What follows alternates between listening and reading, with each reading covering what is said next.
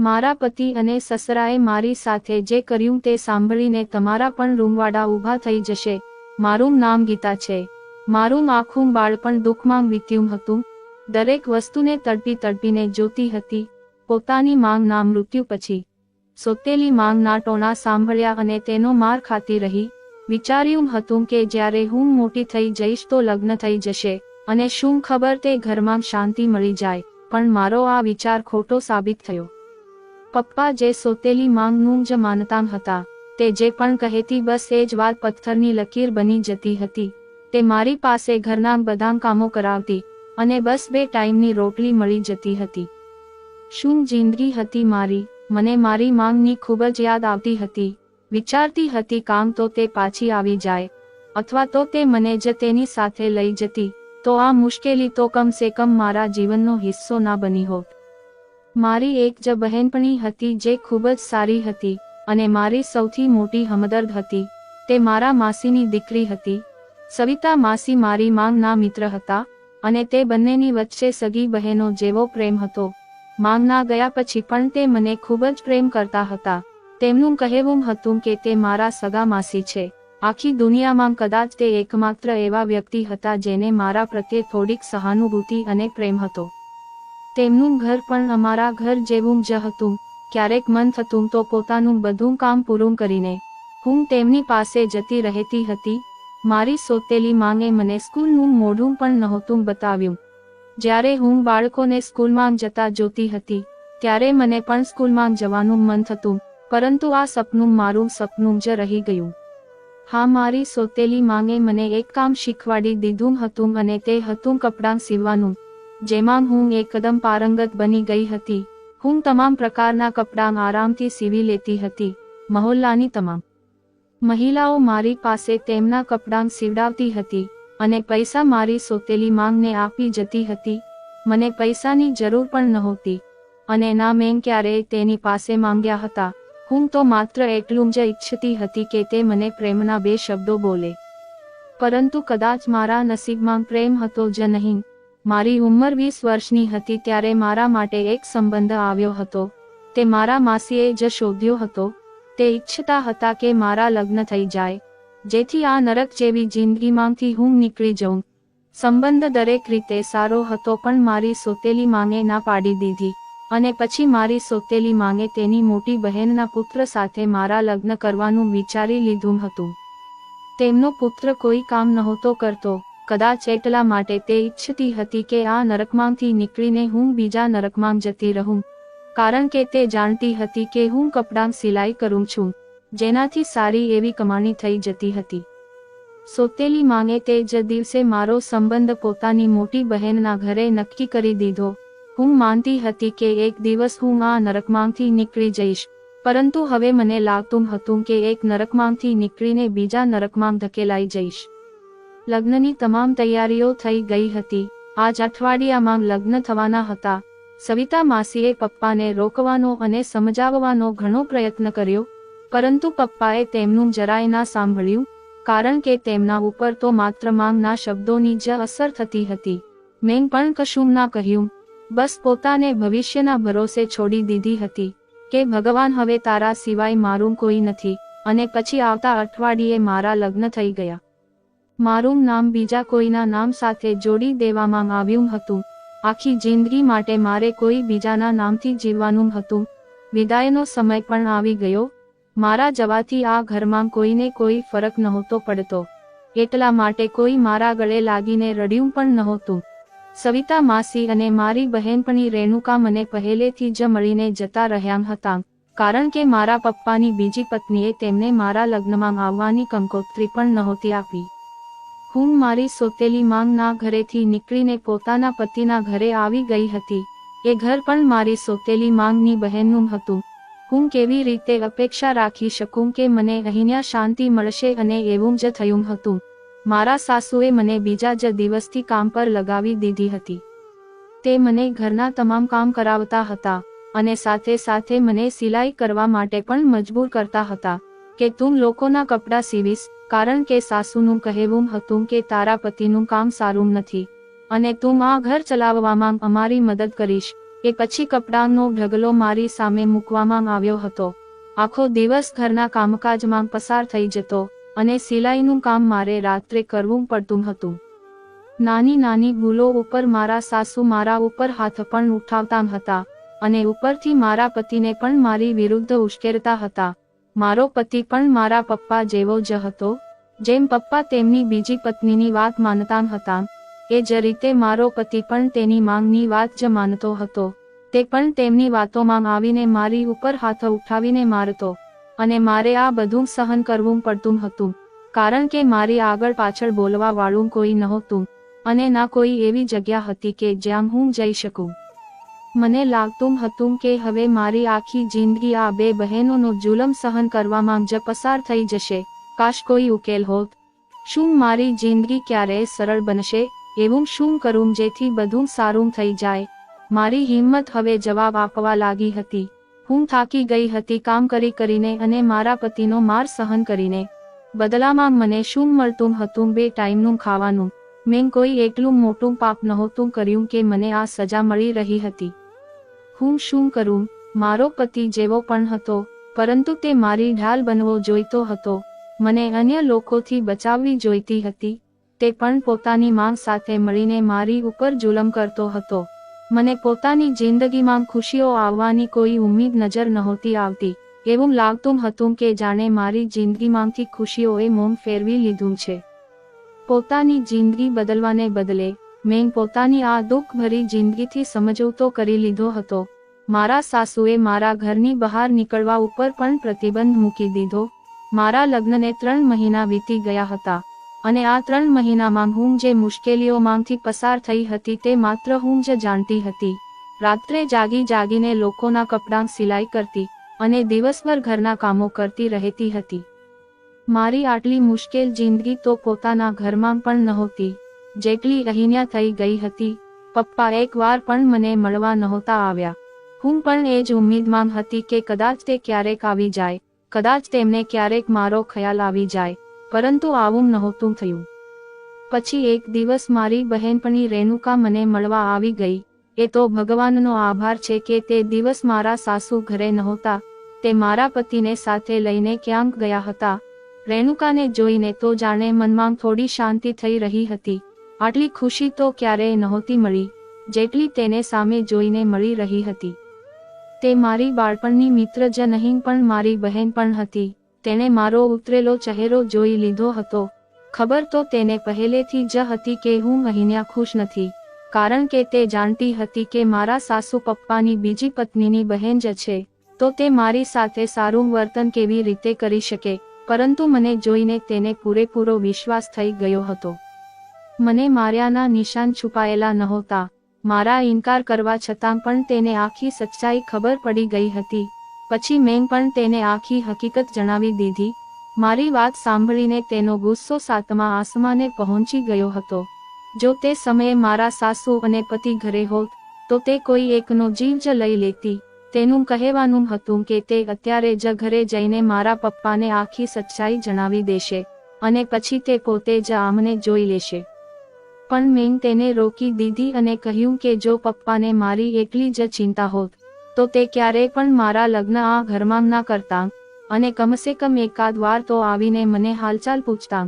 પરંતુ તે તો એક વાર પણ નથી આવ્યા અને તેમને જણાવવાથી શું થશે? તે શું કરશે? ઉલટાનું તેમને કહેવાથી એ નુકસાન થશે કે મારી સોતેલી માંગને ખબર પડી જશે અને પછી તે મારા સાસુને કહેશે અને પછી તેમને ફરીથી મોકો મળી જશે મારા ઉપર હાથ ઉઠાવવાનો. રેણુકા થોડીવાર સુધી વિચારતી રહી. પછી તેને પણ એવું લાગ્યું કે હું જે પણ કહી રહી છું સાચું કહી રહી છું. આવું જ થવાનું હતું. આમ કરવાથી મારી જિંદગી વધુ નરક બની જવાની હતી. પછી તે કહેવા લાગી કે આ સમસ્યાનો કોઈક ને કોઈક ઉકેલ તો શોધવો જ પડશે. હું તને આ રીતે ના છોડી શકું. પછી અચાનક રેણુકાએ કંઈક વિચારીને મને કહ્યું કે તું પોતાના સાસુની એક સાડી મને લાવીને આપ. મેં તેને મારા સાસુની એક જૂની સાડી લાવીને આપી દીધી જે મારા સાસુ ભાગ્યે જ પહેરતા હતા. તેણે તે સાડી પોતાની બેગમાં મૂકી દીધી અને મને કહ્યું કે કાલ સુધી રાખજો, બસ પછી બધું સારું થઈ જશે. તે કપડાં લઈને જતી રહી હતી અને હું એ વિચારમાં ખોવાઈ ગઈ હતી કે મારા સાસુના જૂના કપડાંથી બધું સારું કેવી રીતે થવાનું હતું. એક દિવસ વીતી ગયો હતો જ્યારે તે ફરી આવી અને તેને ઝડપથી મને મારા સાસુની એ જ સાડી આપી જે મેં ગઈકાલે તેને આપી હતી.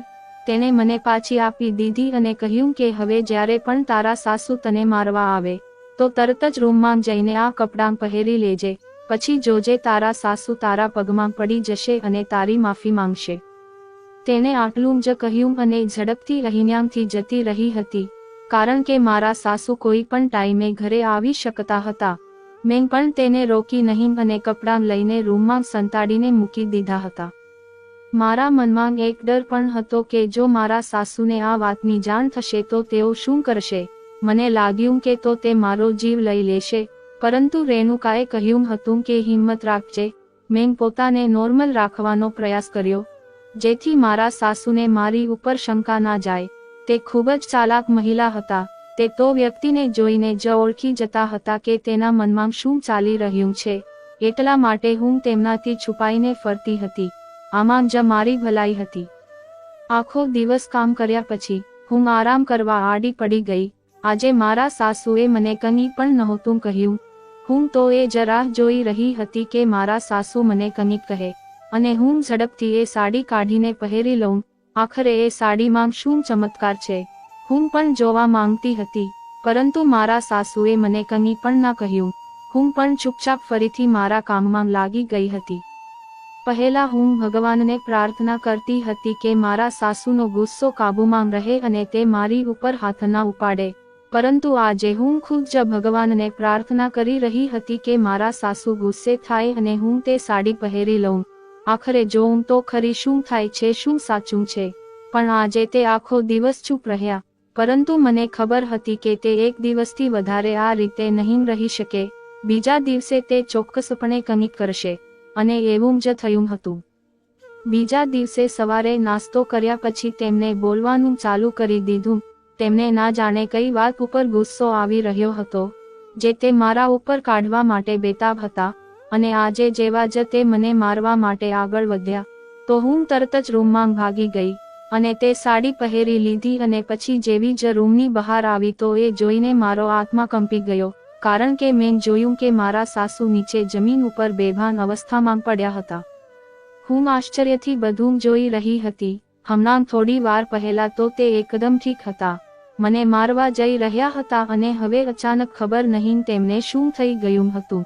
મેં મારા પતિને બોલાવ્યો, પછી તેમને હોશમાં લાવવાની કોશિશ કરી.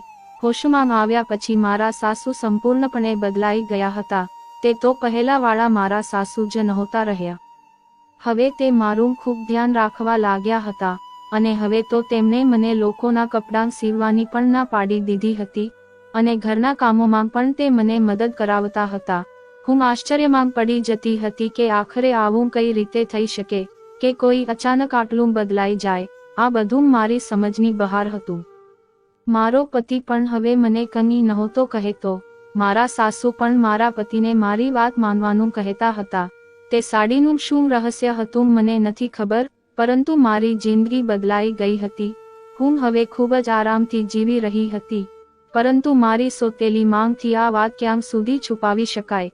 તેને તો વિશ્વાસ પણ નહોતો થઈ રહ્યો કે આવું પણ થઈ શકે છે. તે અમારા ઘરે આવી જેથી પોતાની બહેનને ફરીથી મારી વિરુદ્ધ કરી શકે. મારી સોતેલી માંગે લગ્નના દિવસે જ કહી દીધું હતું કે તે મારી સાથે જરાય નરમાશથી ના વર્તે, જેટલું બની શકે તેટલું મારી સાથે ખરાબ વર્તન કરે, અને મારા સાસુએ એવું જ કર્યું હતું. પરંતુ જ્યારે મારા સાસુનું વર્તન મારી સાથે સારું થઈ ગયું તો મારી સોતેલી માં આ પચાવી ના શકી. તે મને સુકૂનથી કેવી રીતે જોઈ શકે. તે મારા સાસુને ફરીથી ઉશ્કેરવા માટે આવી હતી, પણ મારા સાસુ ચૂપચાપ બધી વાત સાંભળતા રહ્યા. તેમને જવાબમાં કંઈ નહોતું કહ્યું. મારી સોતેલી માંગ જ્યારે બધું કહી ચૂકી તો પછી તેને મારા પતિને મારી વિરુદ્ધ કરવાનું શરૂ કરી દીધું. તે પણ ચૂપચાપ તેની બધી વાત સાંભળતો રહ્યો અને પછી તેમને કહ્યું હતું કે તે પહેલેથી જ મારી સાથે ઘણું ખોટું કરી ચૂક્યો છે અને હવે વધુ નહીં કરે, અને મારી સોતેલી માંગને કહ્યું હતું કે હવે તું અમારા ઘરેથી જઈ શકે છે. મારી સોતેલી માંગ અહીંયાથી ગુસ્સામાં નીકળી ગઈ હતી.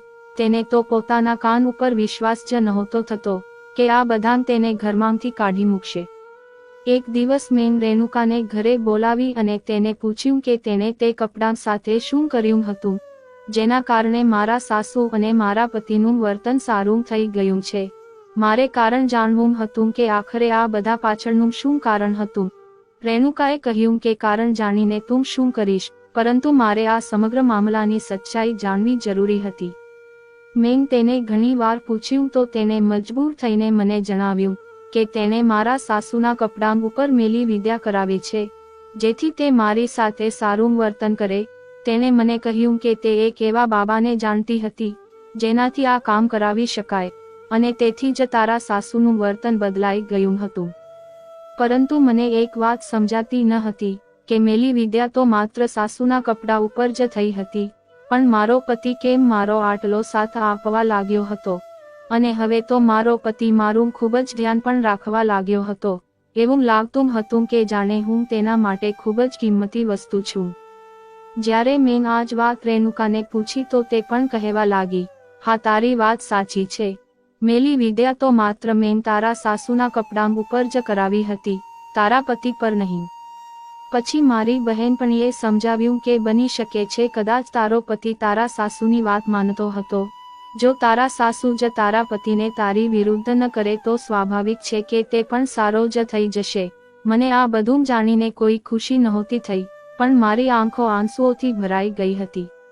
મેં રેણુકાને કહ્યું કે મેલી વિદ્યા કરવી કોઈ સારી વાત નથી, અને એમ પણ હું મેલી વિદ્યામાં માનતી પણ નહોતી. અને બીજું એ કે બસ મેલી વિદ્યાની અસરથી જ તે લોકો સારા બનેલા હતા, નહીં તો તેઓને તેમની ભૂલ ઉપર કોઈ અફસોસ નહોતો. જો આવું હતું તો મને આ ખોટી બનાવટી સહાનુભૂતિ અને પ્રેમ નહોતો જોઈતો. હું હંમેશાથી સાચા પ્રેમની ભૂખી હતી, જે મને આજ સુધી નહોતો મળ્યો. મને મારા પતિના સાચા પ્રેમની જરૂર હતી, મેલી વિદ્યા દ્વારા કરવામાં આવેલા બનાવટી પ્રેમની નહીં. આ બનાવટી પ્રેમથી તો સારી મારા પતિની મારપીટ અને ખરાબ વર્તન હતું, કમસે કમ તે સાચું તો હતું.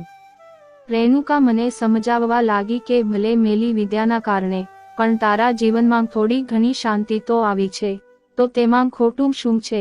પણ તે ખોટું તો હતું. આખરે ક્યાં સુધી હું મેલી વિદ્યાની અસરથી તેમના જુલમથી બચી શકતી? મારી જિંદગી તો હકીકતમાં ત્યારે બદલાતી જ્યારે તે લોકો દિલથી એ વાતને માનતા કે તેઓની ભૂલ છે. મેં તે કપડાં તે જ ક્ષણે સાસુના હવાલે કરી દીધા. હું ઈચ્છતી હતી કે તેમનામાં હકીકતમાં બદલાવ આવે. જો મારા નસીબમાં સુખ લખેલું હશે તો તે મને ચોક્કસ મળશે, અને જો નહીં લખ્યું હોય તો શું ફરિયાદ કરવાની? આપણે શું કરી શકીએ? રેણુકા પાછી જતી રહી હતી. હવે આ વાતને 3 દિવસ વીતી ગયા હતા, જ્યારે અચાનક મારા સાસુ પહેલા જેવા ઝઘડાખોર સ્ત્રી બની ગયા હતા. મને ઘણું બધું સંભળાવતા, મને ટોણા મારતા, મોકો મળતો તો મારા ઉપર હાથ પણ ઉઠાવતા, પણ હું તેમની બધી વાતો ચૂપચાપ સહન કરી રહી હતી, કારણ કે ક્યાંક ને ક્યાંક મને ખબર હતી કે મારે આખી જિંદગી આ સહન કરવાનું છે, તો મારે આ બધાની આદત પાડી લેવી પડશે. પણ પછી એક દિવસ એ પહેલા કે મારા સાસુ મને મારે, કોઈએ તેમનો હાથ પકડી લીધો હતો. હું આંખો બંધ કરીને ઊભી હતી, મને થપ્પડ ના વાગવા ઉપર આશ્ચર્ય થયું હતું, અને આંખો ખોલીને જોયું તો મને વિશ્વાસ નહોતો થઈ રહ્યો.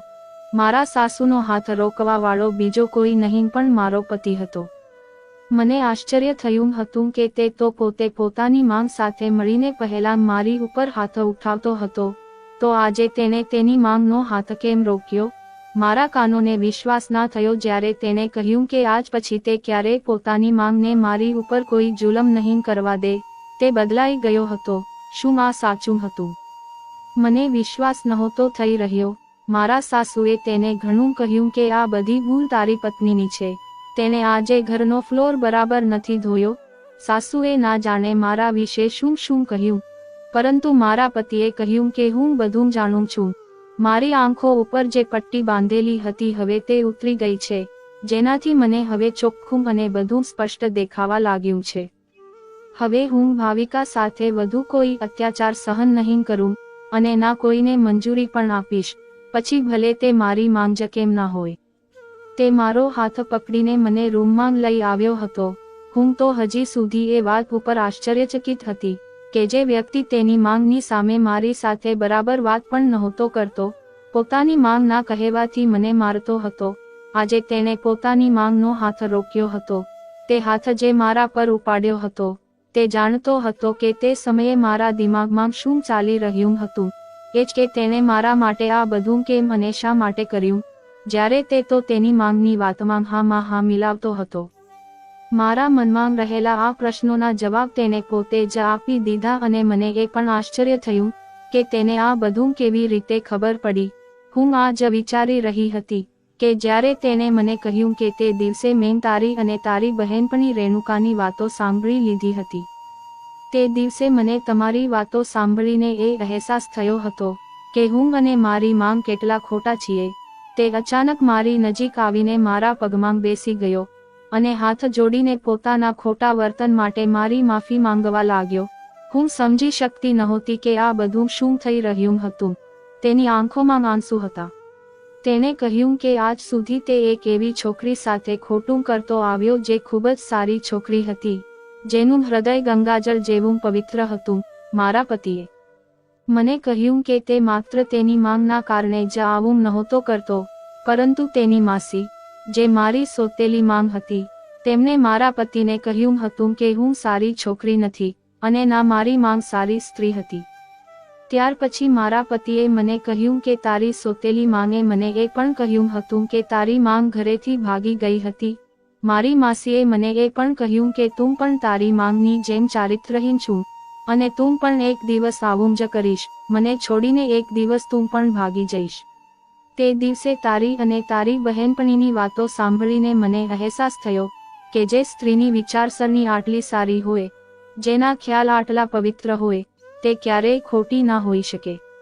મેં મારા પતિને કહ્યું કે મારી માંગ ઘરેથી નહોતી ભાગી, પરંતુ તેની વિરુદ્ધ કાવતરું ઘડવામાં આવ્યું હતું. મારી સોતેલી માંગ મારા પપ્પા સાથે લગ્ન કરવા માંગતી હતી, એટલા માટે તેણે મારી માંગ ઉપર ખોટો આરોપ લગાવ્યો હતો, જે દુઃખ મારી માંગ સહન ના કરી શકી અને તેણે આ દુનિયા જ છોડી દીધી. તે પછી તેણે મારા પપ્પા સાથે લગ્ન કરી લીધા હતા અને આખી જિંદગી મારી માંગને ખરાબ બનાવીને રાખી અને મને પણ તેના નામના ટોણા મારતી રહેતી હતી. તે મને ખૂબ જ નફરત કરતી હતી અને મને આખી જિંદગી ત્રાસ આપવા માટે જ મારા લગ્ન અહીંયા કરાવ્યા હતા. મારી વાત સાંભળીને મારા પતિએ ફરીથી મારી માફી માંગી હતી. મારો પતિ બદલાઈ ગયો હતો. તે દિવસથી તેણે મારું ધ્યાન રાખવાનું શરૂ કરી દીધું હતું. તેને પોતાની ભૂલનો અહેસાસ થઈ ગયો હતો અને આ વાતો મારા સાસુને પણ જ્યારે ખબર પડી હતી, તો તેમણે પણ મારી માફી માંગી હતી અને મારી સોતેલી માંગને મળવાનું બંધ કરી દીધું હતું. તેમનું કહેવું હતું કે તે એક બેશરમ મહિલા છે, જેણે પોતાના ફાયદા માટે બીજાની જિંદગી ખરાબ કરી હતી. આ કોઈ સામાન્ય વાત નહોતી. તેણે કોઈના ઉપર ખોટો આરોપ લગાવ્યો હતો. પપ્પાને પણ આ વાતની ખબર પડી ગઈ હતી અને તેઓ જે આખી જિંદગી મારી અવસાન પામેલી માંગને ખોટી સમજી રહ્યા હતા, જેના કારણે તે મારાથી પણ દૂર થઈ ગયા હતા. હવે તેમને ખૂબ જ અફસોસ થઈ રહ્યો હતો. તેમનું કહેવું હતું કે તેમની અંદર મારી માફી માંગવાની પણ હિંમત નથી, પણ મેં મારા પપ્પાને માફ કરી દીધા હતા. તે જેવા પણ હતા, મારા પપ્પા હતા, પરંતુ મારી સોતેલી માંગ હજુ પણ બદલાઈ નહોતી, પરંતુ હવે મને તેની બિલકુલ પણ પરવાહ નહોતી. આજે હું મારા ઘરમાં ખૂબ જ ખુશ છું. મેં આટલા વર્ષ ભગવાનનું નામ લઈને પસાર કર્યા હતા અને તેનું પરિણામ મને મળ્યું હતું. ધન્યવાદ.